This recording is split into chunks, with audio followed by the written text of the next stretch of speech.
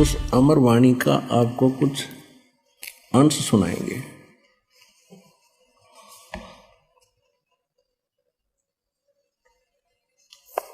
कस्तूरी नाम कबीर है ये बिन छेड़े मैं कंत, आद अंत की कहत हूँ पटतर कोई न संत। कहते नैनो मद निरखत रहे वो अवगत नाम कबीर, बेड़ा पार लगाए हूँ सुरत सरोवर तीर। अब क्या बताते हैं गरीबदास जी? कहते नैनो मद निरखत रहे ये अवगत नाम कबीर, बेड़ा पार लगाए हूँ सुरत सरोवर तीर।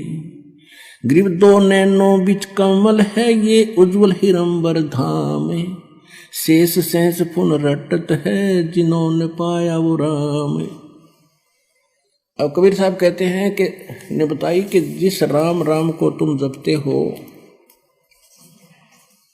तुम तो एक जिह्वा से जपते हो और शेष नाग के दो जीभ हैं और उस एक फन में उसके 1000 मुंह हैं, फन हैं। वो तो एक बार में कितने राम यानी 2000 राम एक कब बोल रहा है, और उसने नहीं पा लिया इन मंत्रों से वो स्थान जो मैं देख कर आया हूं। क्या बताते हैं?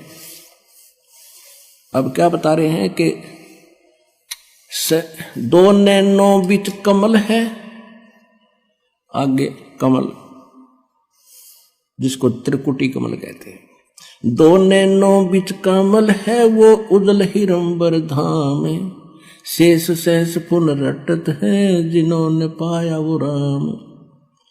सहस 88 ना गए ये 2400 पर चोखे, 3300 पर तलब है ये कोई बकरा कोई भूखे। कहते उस स्थान पर यानी पूर्ण मोक्ष प्राप्ति का मार्ग ना 88,000 ऋषियों को प्राप्त हुआ और ना 33 करोड़ इन देवताओं को प्राप्त हुआ, और न ही ये 24 अवतार आप मानते हो इनको प्राप्त हुआ। ये तो अपना कर्म अनुसार कभी बकरा कभी बोक कभी गधे कुत्ते सूर की योनियां भी भोग रहे हैं तुम्हारे भगवानों तक। सहस 88 ना गए ये 2400 पर चोखे, इन 3300 पर तलब है कोई बकरा कोई भूखे। सहस 88 5 में भाई 2500 को पूछे, ये तो अस्थिर है नहीं के बेमुकाम के बेकूच। ना सतगुरु जननी जने जाके माने बापे। कबीर साहब की साखी दे रहे हैं, आंखों देखी गरीबदास जी। ये अभी तक मूर्ख बना रहे थे कि कबीर एक विधवा के ब्राह्मणी का हुआ था, उसको वो लज्जा के मारे कहीं उस कमल के फूल पर रखेगी फलान करिए। अगर ऐसे कोई बात थी, तुम इतने जानकार हो तो उस बेटी का नाम बता दो, उसके बाप का नाम बताओ, उसके पति कौन मरा था, कोई हिस्ट्री तो दिखा दो। ये मारे सट्टे तुक्के। अभी महापुरुषों ने आंखों देखा परमात्मा से प्राप्त उस ज्ञान से। कहते हैं जिनकी दिव्य दृष्टि खुल जाती है। अब दिव्य दृष्टि क्या होती है? एक दूरदर्शी दूरबीन समझो, सूक्ष्मदर्शी दूरदर्शी, ये दोनों काम करती है। तो इसमें बहुत अंतर होता है। जैसे एक की रेंज तो होती है 100 फुट देख सके, एक की हम 1000 फुट देख ले, एक देख ले नक्षत्रों को। तो ऐसे ही अन्य संतों जैसे व्यास जी को भी दिव्य दृष्टि थी, छोटी थी, उसने संजय को दी थी महाभारत के टाइम, उसको दे दी तो वो सिर्फ कुरुक्षेत्र तक ही देख सका था, उससे आगे नहीं। तुलसीदास जी को दिव्य दृष्टि थी, वो केवल श्री राम तक ही सीमित रहा, और परमात्मा ने गरीबदास जी को दिव्य दृष्टि दी। उसने असंख्य युगों का पहले कर सतलोक और असंख्य लोकों की जानकारी दी, और पहले जो घटना घटी वो जो की तो वो बता सकते हैं। जैसे तुलसीदास जी ने लाखों वर्ष पहले घटी रामायण को अपने शब्दों में जो का तो चित्रार्थ कर दिया, बिल्कुल सही है, लेकिन वो सचखंड सतलोक के बारे में नहीं जान सका। उसकी वह दिव्य दृष्टि की रेंज बहुत कम थी। इसी प्रकार गरीबदास जी को परमात्मा ने जो दिव्य दृष्टि दी, उन्होंने असंख्यों वर्ष जन्म पहले का, असंख्यों युगों का और इन युगों का भी सारा लेखा गिनवा दिया, किसके साथ क्या क्या बना था। ये जो भी क्रिया आप कर रहे हो,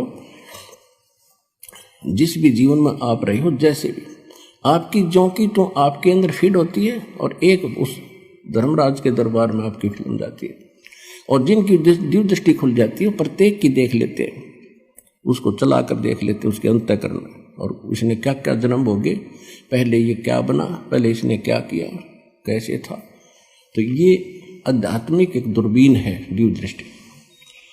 तो गरीबदास उस आधार से कह रहे हैं कि ना सतगुरु जननी जने जिनके माने बापे, और पिंड ब्रह्मांड से रहित है जाना तीनों ताप। वो तो वहां से स्थान पर रहते हैं जहां पर ये कोई कष्ट नहीं है, और परमात्मा की कोई माता पिता नहीं थी। और स्वयं परमात्मा ने अपनी वाणी में, कबीर जी ने कहा है,